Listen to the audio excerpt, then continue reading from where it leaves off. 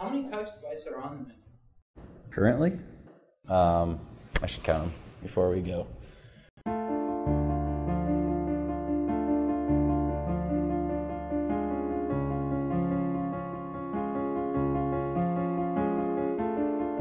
It can range anywhere between 25 to 35.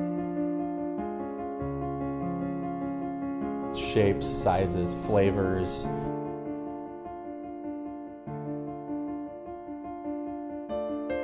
I would say probably 80% of it is to add flavor to drinks rather than add dilution. So instead of having a margarita that it sits there and gets watery, we put ours on Fresno ice cubes. So instead of getting watery, it gets spicy. It changes the drink, but it adds another element as it melts. The program at the Aviary is certainly one of the most cutting edge anywhere in the city or the country, even on the global scale.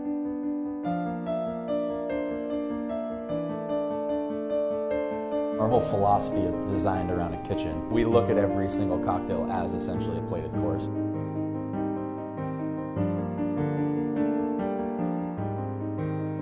They're bartenders, but they're not tending bar, so you can't call them bartenders. I don't want to call them mixologists. Essentially, they're cooks that just happen to be cooking with liquid instead of with food. Chef de partie.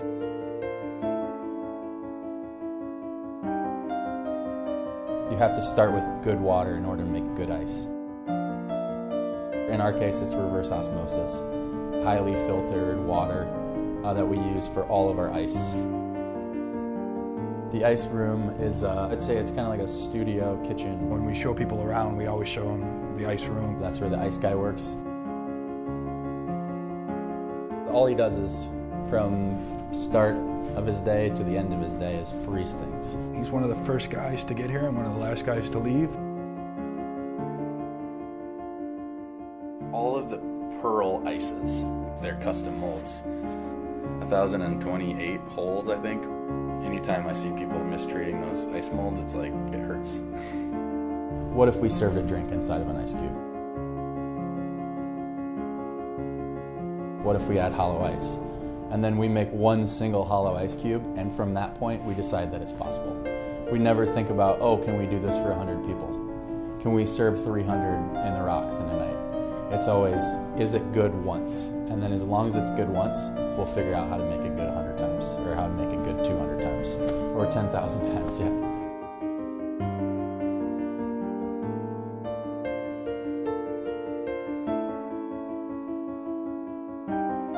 It's the same machine that's used by ice carvers to freeze the big 300-pound blocks. We have a hoist system and chainsaws and ice picks that we use. Having a big block of ice and breaking off what you need as you needed it is very traditional. There's a lot of hand chipping that goes on here. Every guest that requests water gets a hand chipped piece of ice.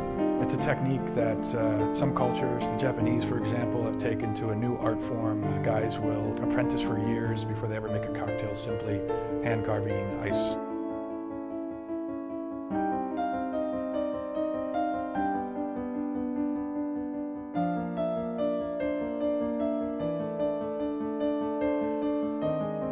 Freezers, super chillers, liquid nitrogen, the blast chiller. Yeah, there are a lot of toys, but more important than the toys is the experience. We want you to smell your drink. We want you to interact with your drink.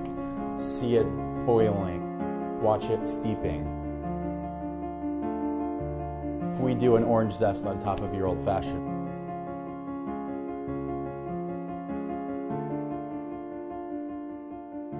you're hitting on sight and sound and obviously taste. And, so the more senses you can hit on, I think the more the bigger splash a cocktail can make. There's a variety of techniques used here, but when it boils down, I mean, a cocktail is a cocktail, and the fundamentals and the groundwork is all there. The evolution of the idea, and then the execution is what makes our ice program real unique, I think.